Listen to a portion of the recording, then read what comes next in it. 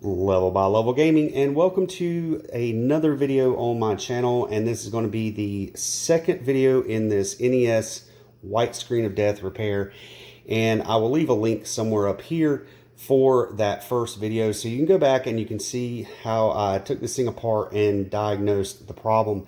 And in a nutshell, what I figured out was this 72 pin connector, the original one that was in there, was a little wiggly and loose on the cart and not allowing for a very good connection. So to test my theory, I took this hook and I individually went in and aggressively lifted each one of these pins up against the roof of this plastic to force a very tight connection with the game. And when I did so, that worked. We got a working game, but it wasn't very reliable. And after a few inserts of the game, the connection became unstable. So I decided to buy a 72 pin connector on Amazon. This has fairly decent reviews. I'll go ahead and show you what the label says right there, and I will leave a link in the description to this product. So we are going to put this 72 pin connector back into this Nintendo, and we're going to see what happens.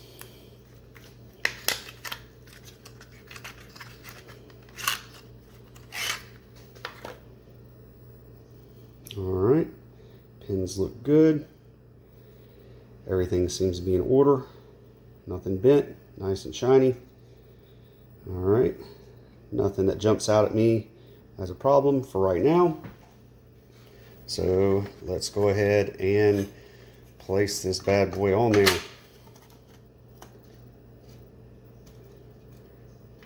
Good gracious. The first thing I'm noticing here, guys, is this thing really is tight on there.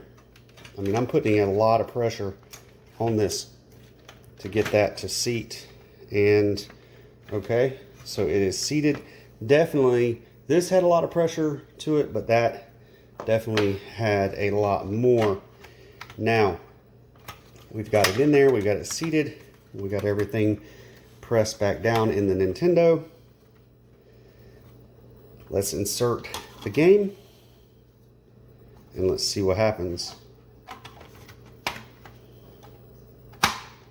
All right, nice firm click there. It feels pretty snug. It's not really wiggly. Definitely an improvement over the old one. So, moment of truth.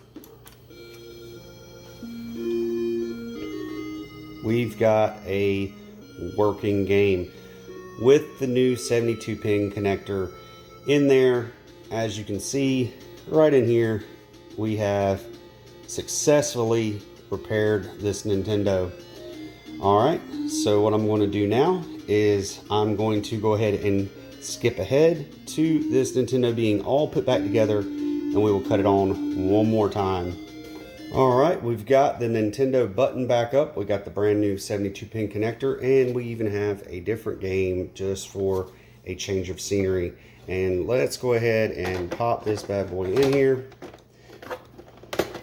Wow, now the first thing I am noticing is that does have a very firm insert on that game.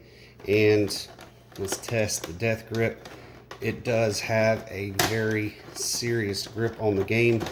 So it's probably going to take some breaking in of this thing. But let's just go ahead and seat the game.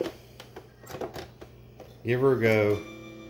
And voila. We've got a working Nintendo, reading the games, and a different 72 pin connector.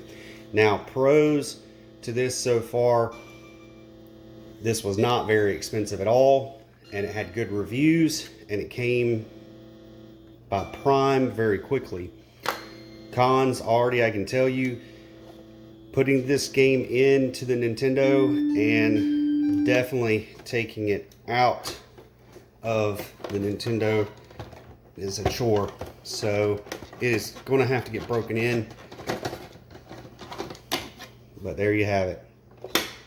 If you like this kind of thing, please hit that like button, subscribe, hit me up in the comments, let me know what you think.